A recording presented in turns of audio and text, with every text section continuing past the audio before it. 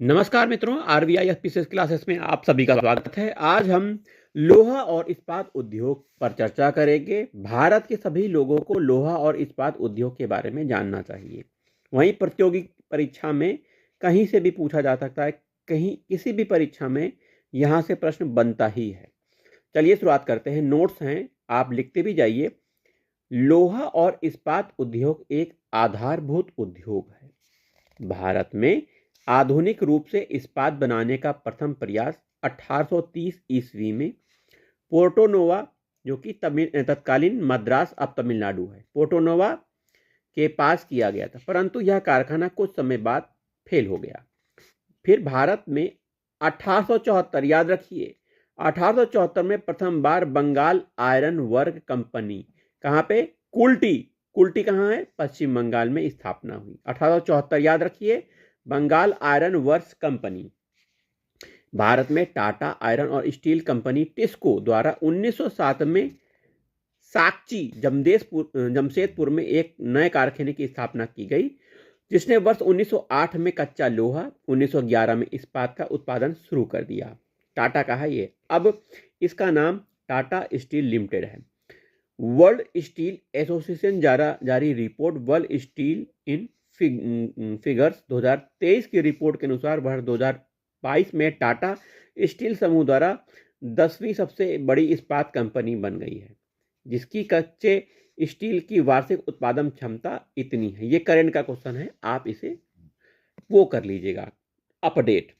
आइए, Visvesvaraya iron and steel company VISL की स्थापना 1923 में कर्नाटक के शिमोगा जिले में भद्रावती नामक स्थान पर की गई थी।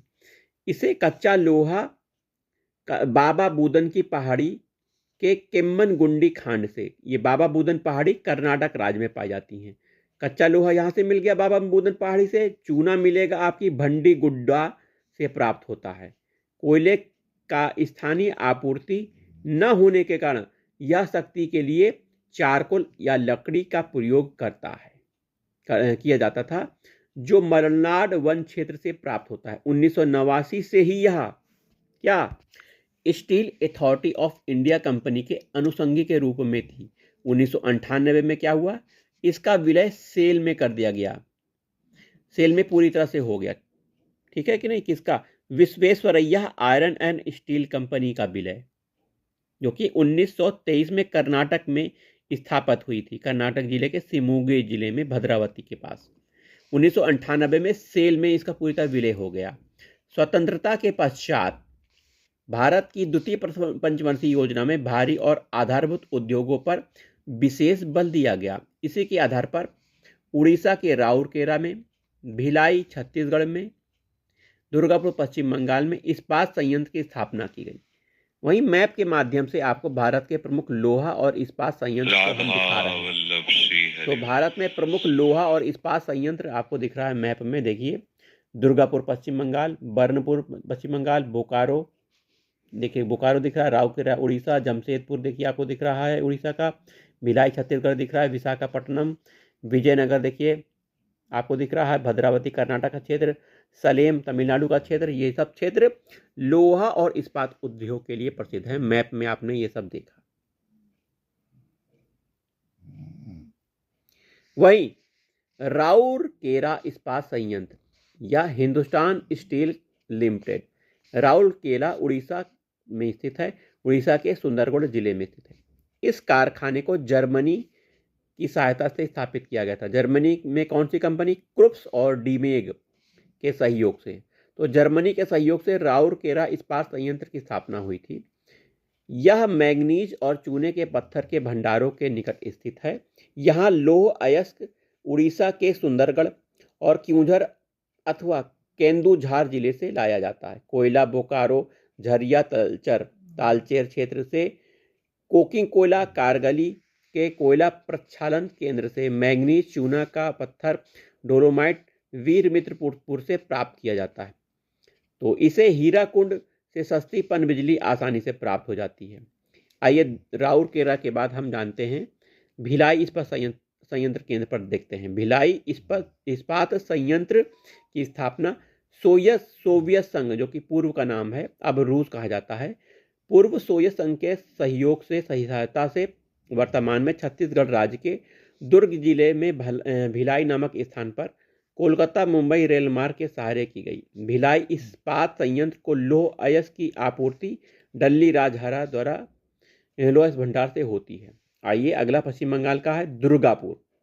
दुर्गापुर इस्पात संयंत्र की स्थापना ब्रिटिश सहयोग यूके के सहयोग से पश्चिम बंगाल के पश्चिम बर्धमान जिले में आसनसोल के निकट इस संयंत्र में लौह अयस्क गुहा क्षेत्र बोलनी खदान से, कोयला झरिया बराकर खानों से, मैंगनीज मयूरभंज जिले से, बिजली जल दामोदर नदी से प्राप्त होता है।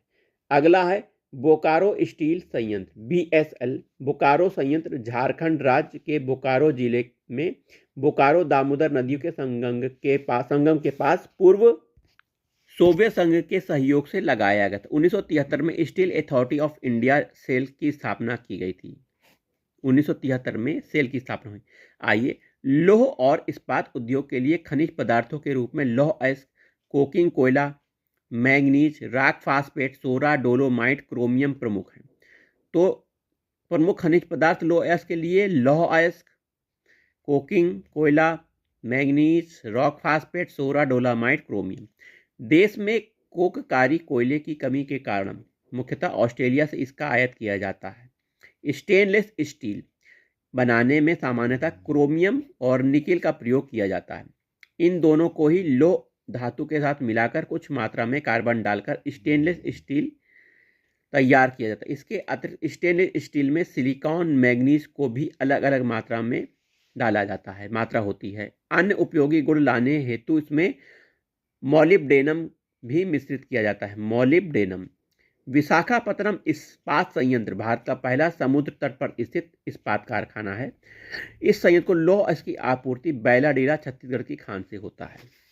आइए देखिए, यहाँ स्थापना दिया गया है लौह इस्पात उद्योग की प्रमुख इकाइयाँ। नाम, स्थापना वर्ष, प्रारंभ वर्ष, स्थान। बंगाल आयरन वर्क्स कंपनी 1874 में सबसे पहले कुल्टी पश्चिम बंगाल में स्थापित किया गया था। TISCO Tata iron steel company 1907 में स्थापित हुई थी झारखंड के सांची में।